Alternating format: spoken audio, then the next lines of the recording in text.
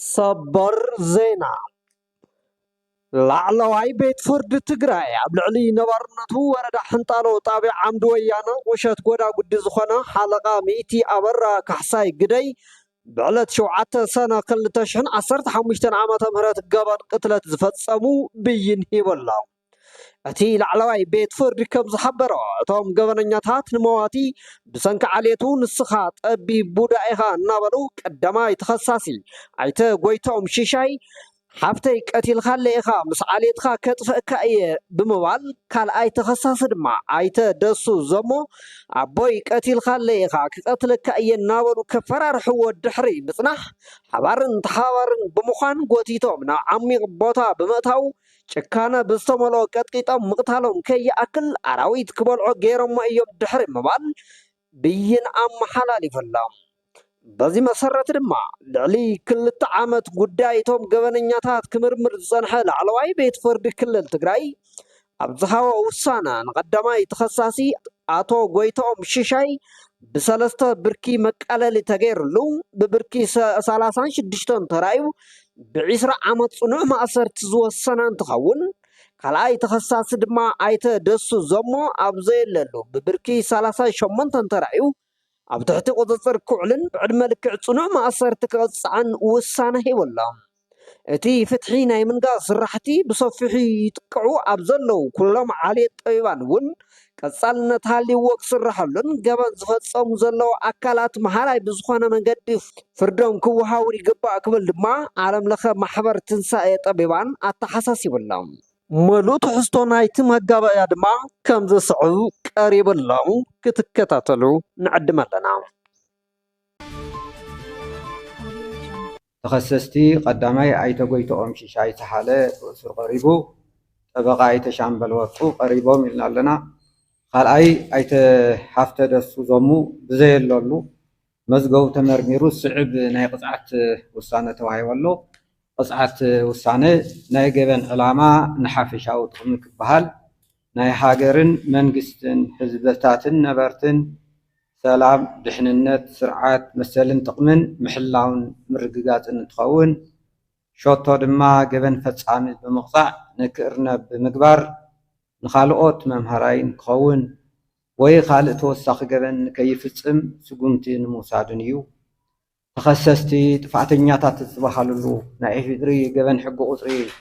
32 ንኡስ ቁፅሪ 1 ምስ 539 ንኡስ ቁፅሪ 1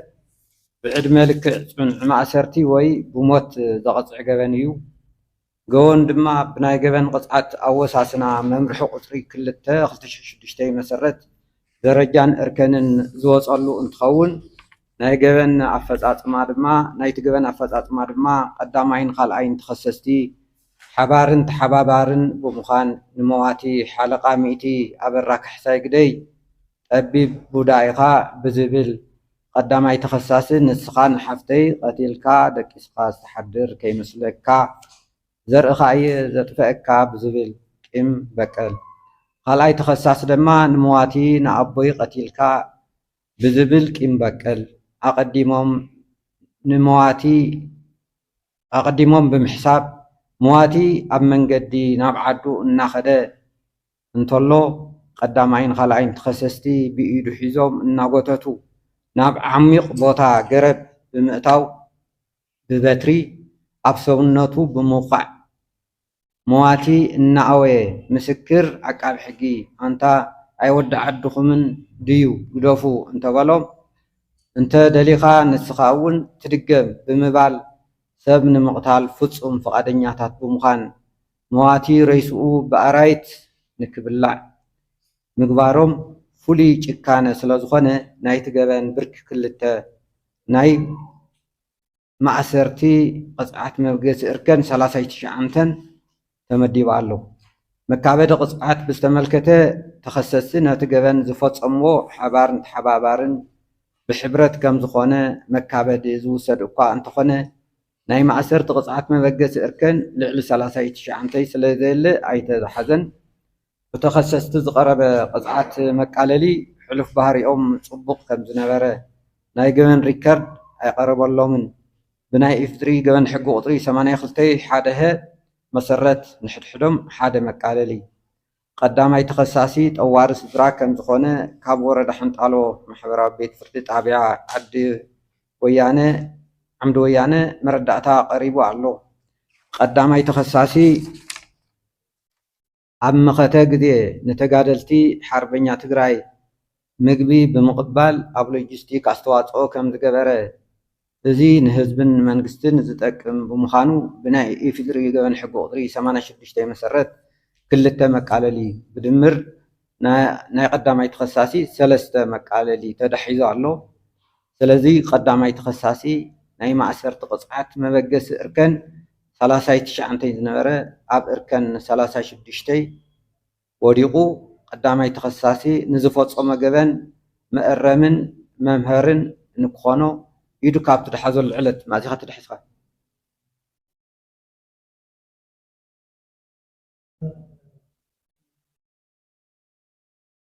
ወርሒ 2000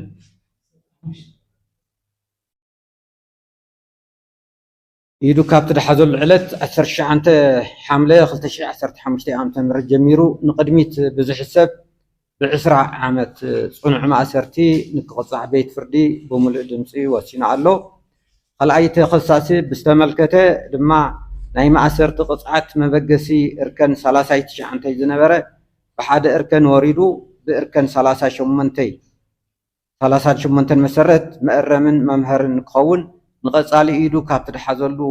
ብዕድመ ልክዕ ፅኑዕ ማእሰርቲ ንክቕፃዕ ቤት ፍርዲ ብምሉእ ድምፂ ወሲኑ ኣሎ። ትእዛዝ ቤት ህንፀት መቐለ ማእኸል ቀዳማይ ተኸሳሲ ኢዱ ካብ ትድሓዘሉ ዕለት 19 ሓምለ 2015 ዓመተ ምህረት ጀሚሩ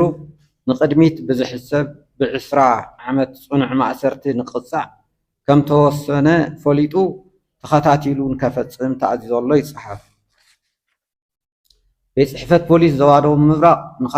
ንኻልኣይ ተኸሳሲ ኣብ ቁፅፅር ሕጊ ኣውዒሉ ንቤት ህንፀት መቐለ ማእኸል ንኸረክብን ቤት ህንፀት ማእኸል መቐለ ድማ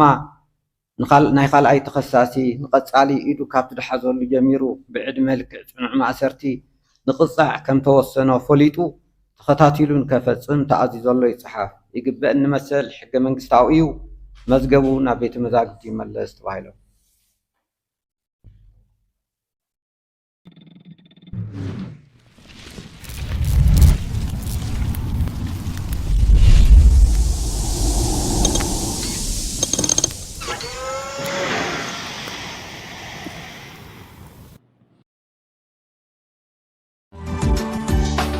ዓለም ለኸ ትንሳኤ ጥበባውያን እዚ ምድላው ብፉሊ ኣብ ምድሪ ሓበሻ ዘለው ጥበባውያንን ስራሕቲ ጥበቦምን ትኩረት ገይሩ ዝዳሎ ተደፊኑ ዝፀንሐ ዓቕሚ ጥበብ ጠቢባን ዳግም ንክለ ዓለም ኣብ ጥበባውያን ዝበፅሕ ዝነበረን ዘሎን ምግላልን ተነፅሎን ንክተርፍን ዓሊሙ ዝዳሎ ዓለም ለኸ ትሕዝቶ ጥበባውያን ዝንፀባረቐሉ እዩ። ዓለም ለኸ ትንሳኤ ጥበባውያን